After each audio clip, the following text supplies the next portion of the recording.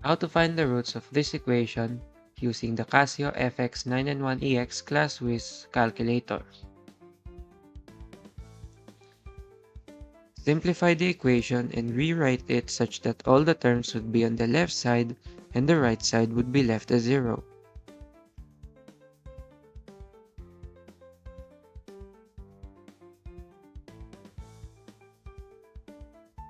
Moving on to the calculator, press on, mode, navigate to equation, and then press equal.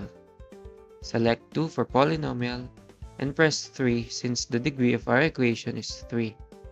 And then input the coefficients of the terms. Once finished, press equal again, and the results would show the roots of the equation.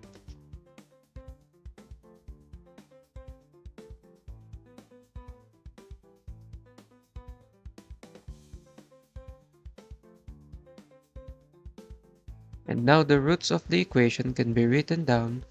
So x is equals to -3, x is equals to 6, and x is equals to 4.